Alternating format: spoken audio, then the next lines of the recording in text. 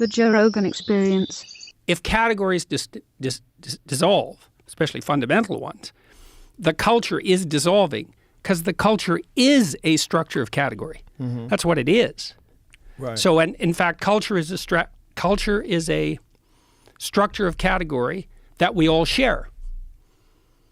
So we see things the same way. Well, that's why we can talk. I mean, not exactly the same way, because then we'd have nothing to talk about. But roughly speaking, we have a bedrock of agreement. That's the Bible, by the way. So I just walked through the Museum of the Bible in Washington. That was very cool. It's a very cool museum. So the structure, that's what the Bible Yeah, it's what provides. I figured out. I just figured this out this week. So it was a cool thing to walk through because it's chronological. They have one floor which is the history of the Bible. Mm. But it's not exactly that. It's really what it is the history of the book. Now, in many ways, the first book was the Bible. I mean, literally, because at one point there was only one book. Like, as far as our Western culture is concerned, there was one book. And for a while, literally, there was only one book. And that book was the Bible. And then before it was the Bible, it was, it was scrolls and it was writings on papyrus. But we were starting to aggregate written text together. And it went through all sorts of technological transformations. And then it became books that everybody could buy, the book everybody could buy. And the first one of those was the Bible. And then it became all sorts of books that everybody could buy. But all those books, in some sense, emerged out of that underlying book. And that book itself, the Bible isn't a book, it's a library. It's a collection of books. And so what I figured out was, partly because I was talking to my brother-in-law, Jim Keller, who's the world's greatest chip designer and has now designed a chip that's as powerful as the human brain, which is optimized for artificial intelligence learning, by the way.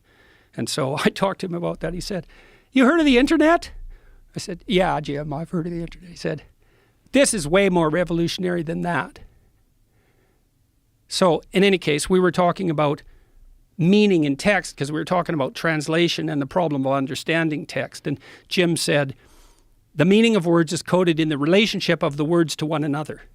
And the postmodernists make that case, that all meaning is derived from the relationship between words. That's wrong because, well, what about rage? That's not words. And what about moving your hand? That's not words. So it's wrong, but part of it's right because the meaning we derive from the verbal domain is encoded in the relationship between words. So now then you think, well, let's think about the relationship between words. Well, some words are dependent on other words. Some ideas are dependent on other ideas. The more ideas are dependent on a given idea, the more fundamental that idea is. That's a definition of fundamental. So now imagine you have an aggregation of texts in a civilization. You say, which are the fundamental texts? And the answer is the texts upon which most other texts depend. And so you'd put Shakespeare way in there in English because so many texts are dependent on Shakespeare's literary revelations. And Milton would be in that category, and Dante would be in that category, at least in translation. Fundamental authors, part of the Western canon, not because of the arbitrary dictates of power, but because those texts influenced more other texts. And then you think about that as a hierarchy, okay, with the Bible at its base, which is certainly the case. Now imagine that's the entire corpus of linguistic production, all things considered. Now, how do you understand that? Like, literally, how do you understand that? The answer is you sample it by reading and listening to stories and listening to people talk. You sample that whole domain. You build a low-resolution representation of that inside you, and then you listen and see through that. And so it isn't that the Bible is true. It's that the Bible is the precondition for the manifestation of truth, which makes it way more true than just true. It's a whole different kind of true. And I think this is not only literally the case, factually, I think it can't be any other way. It's the only way we can solve the problem of perception.